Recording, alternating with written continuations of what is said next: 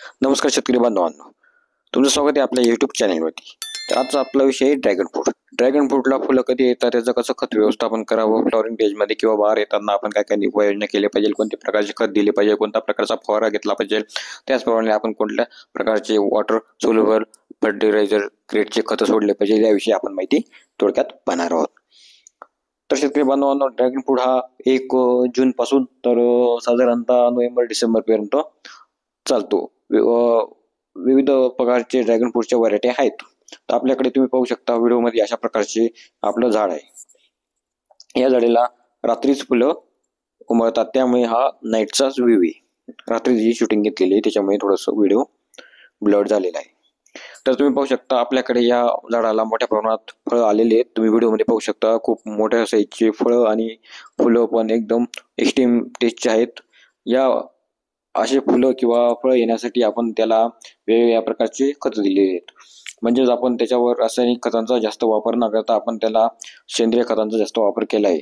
जसे की जीवामृत, टॉप 10, सेंद्रिय खत, गांडूळ खत, वेगवेगळ्या प्रकारच्या स्लऱ्या, कृपा अमृत आणि सर्वात महत्त्वाची गोष्ट म्हणजे आपण त्याला रासायनिक डोस लावलेला होता, तो होता 10-26-26 MOP, ग्रो ग्रीन म्हणजेच मॅक्रोन्यूट्रिएंट आणि फेरस, मॅग्नेशियम सल्फेट अशा वेगवेगळ्या प्रकारचे आपण त्याला खतं लावलेली होती। तर शेतकरी बांधवांनो, आपण इतर पिकाला फुलं निघण्यासाठी किंवा फ्लॉवरिंग जास्त येण्यासाठी अमिनो ॲसिडचा वापर करतो आणि सीवीडचा पण वापर करतो, पण जे काही आपलं ड्रॅगन फ्रूट आहे त्याला आपण अशा प्रकारचे फवारे मारत नाही। त्यामुळे असे फवारे मारायलाच पाहिजे असं काही नाही, पण खालून मोठ्या प्रमाणात तुम्ही त्याला सेंद्रिय कर्ब म्हणजेच आपण त्याला म्हणतो ऑर्गॅनिक जे काही असतं ते मोठ्या प्रमाणात दिलं पाहिजे। झाडाची कॅपॅसिटी जेवढी जास्त राहील तेवढे जास्त आपल्याला उत्पन्न त्यामधून मिळू शकते। तसे शेतकरी बांधवांनो, अलीकडच्या काळात ड्रॅगन फ्रूटला फार मोठ्या प्रमाणात मागणी पण वाढलेली आहे। ड्रॅगन फ्रूटला मोठ्या प्रमाणात मार्केट पण तयार झालेले आहेत। त्यामुळे शेतकरी बांधवांनी ज्याचा पण ड्रॅगन फ्रूटचा बाग आहे त्यांनी योग्य ते नियोजन करावे। आणि ड्रॅगन फ्रूटमध्ये महत्त्वाचं म्हणजे तण नियोजन करण्यासाठी स्वीप पॉवर किंवा कॉन्टॅक्ट जे काही हर्बिसाइड आहेत म्हणजे स्पर्शजन्य जे काही तणनाशक आहेत त्यांचा वापर करावा।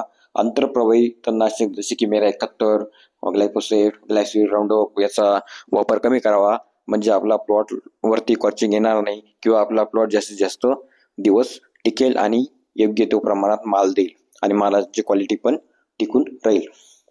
तसे शेतकरी बांधव, व्हिडिओ जर तुम्हाला इन्फॉर्मेटिव्ह वाटला असेल तर चॅनलला सबस्क्राईब करा आणि बेल आयकॉनला क्लिक करायला विसरू नका।